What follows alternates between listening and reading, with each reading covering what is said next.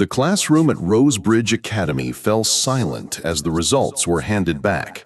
In a sea of polished uniforms and perfect scores, one paper glared with red ink, failure, written across the page. It belonged to Adrian Carter, the son of one of the wealthiest families in the city. For weeks, whispers filled the halls, too spoiled to learn, too arrogant to care. His father had spent fortunes on tutors, all of them leaving defeated. And then came a new teacher, a black man who carried no prestige, no elite name, only quiet confidence. No one expected what would happen when his patience met Adrian's anger. Rosebridge Academy was the kind of place where polished floors reflected family wealth, and success was expected as naturally as breathing. Every building bore plaques engraved with donor names, and the Carter name appeared more than any other. Adrian Carter, 13 years old, had everything: tailored uniforms, the latest gadgets, private drivers. What he didn't have was success in mathematics. Calculus, advanced for his age, was a benchmark course for the school's most privileged students. For Adrian, it was a nightmare. Every test came back marked with failure. His peers laughed behind his back, though never too loudly. Teachers whispered to one another that perhaps he simply wasn't capable, but no one dared suggest it publicly. His father's reputation and power loomed too large. That autumn, the longtime teacher retired. In her place, the school board appointed someone unexpected, Mr. Samuel Price, a middle-aged black teacher from a public school across town. He wore simple clothes, carried himself with quiet discipline, and had none of the polished arrogance of the academy's usual staff. From the moment he walked in, murmurs began.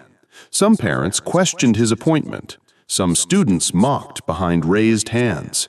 Even Adrian, frustrated and humiliated by his failures, looked at him with skepticism. Mr. Price said little. He began lessons with steady patience, writing carefully, explaining clearly. But for Adrian, anger boiled. He didn't want another tutor who would leave, another adult who would confirm what the world already whispered, that he was hopeless. Weeks passed, and Adrian's grades did not improve. He refused to listen, shutting down every time Mr. Price tried to guide him. He slouched at his desk, stared out windows, or smirked when problems seemed impossible. His classmates whispered cruel jokes, and in the halls, some mocked the teacher's calm, deliberate way of speaking. "He doesn't belong here," they muttered. "This school deserves better." But Mr. Price never reacted. He carried the insults as though they weighed nothing, focusing instead on the work. For every failure, he wrote feedback in careful detail, not simply marking an answer wrong, but showing the path Adrian had missed. One evening, Adrian sat at his desk, staring at another page of mistakes. The numbers blurred together, and for the first time, his arrogance cracked into frustration. He slammed his pencil down, but before he could storm out, he noticed something in the margin. A single note from Mr. Price. "You don't see the pattern yet, but it's there. Look at the way the slope repeats. Trust your own eyes before the rules." It was different. No other teacher had told him to trust himself. Tutors had barked formulas, drilled him with practice, drowned him in repetition. But this note suggested something else, that maybe he wasn't broken, just taught the wrong way. The next day, Adrian lingered after class. His voice was hesitant, his pride still heavy. He asked, almost defensively, why he couldn't see what others saw. Mr. Price didn't lecture. He didn't list Adrian's failures. Instead, he showed him how calculus wasn't just numbers, but movement. He drew arcs on paper, traced the way curves rose and fell, connected equations to something alive. For the first time, his eyes followed. The patterns began to make sense. The sessions became more frequent, sometimes after school, sometimes early mornings. Slowly, the boy who had been mocked for failing began to solve problems, step by step. His smirk faded, replaced by quiet concentration. And while other students mocked less and less, the whispers still lingered. Why does he care so much about Carter? Why waste time? But Mr. Price saw something no one else did. Behind the arrogance was a boy desperate not to fail his father, desperate not to be seen as stupid, desperate for someone to believe he was capable. Winter brought the midterm examinations, the kind of tests that determine not only grades, but reputations. Adrian sat at his desk, sweat dampening his collar, the paper in front of him filled with curves, limits, and derivatives. Around him, classmates scribbled with confidence. He froze at first, the old panic creeping back. Then he remembered Mr. Price's words, "Trust the pattern." Slowly, carefully, he worked through the first problem. The slope repeated. The curve matched. His pencil moved steadily, not frantically. With each solution, his confidence grew. By the end, his paper was filled, not with blank spaces, not with guesses, but with answers he understood. Days later, the results were posted. The hallway buzzed with noise, students clustering around the board. At first, Adrian didn't look. He expected another failure, another humiliation. But then he saw it.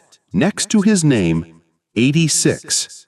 For the first time in his life, he had not just passed, but earned a score that silenced every whisper. The shock spread quickly. Some students refused to believe it. Some parents muttered that the grading must have been lenient. But Principal Evans confirmed it himself. Adrian Carter had not only passed, he had one of the highest improvements in the entire academy. His father was speechless, caught between pride and disbelief. And at the center of it all stood Mr. Price, calm as ever, not gloating, not seeking attention. He had simply given a boy what no wealth, no tutors, no elite school could provide: belief and understanding. Adrian's journey didn't end with one test. He still struggled, still made mistakes, but he no longer believed he was incapable.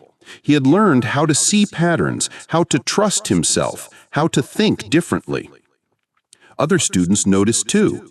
Some began to stay after class, asking Mr. Price questions, curious about his methods. Slowly, the prejudice that once followed him began to shift. Whispers of doubt turned into murmurs of respect. Parents who once questioned his presence at the academy began to acknowledge his results. Though some still held on to their biases, the change was undeniable. Years later, Adrian Carter would look back and remember not the wealth, not the tutors, not the privileges, but the quiet strength of one teacher who refused to give up on him. The boy who failed every calculus test became a man who pursued mathematics in college, fueled not by formulas alone, but by the lesson that patience and belief could transform lives. And as for Mr. Price, he remained at Rosebridge Academy, guiding generation after generation. For him, it was never about recognition. It was about the truth he carried. That talent and brilliance are not confined to wealth, race, or privilege, but unlocked by those willing to see beyond surface prejudice. In the end, the greatest formula wasn't written on a board, it was etched in the bond between teacher and student, proving that understanding is the key to unlocking potential. So, dear listener, let me ask you, how many futures have been lost because someone was judged before they were understood? And how many more could be saved if only we chose patience over prejudice?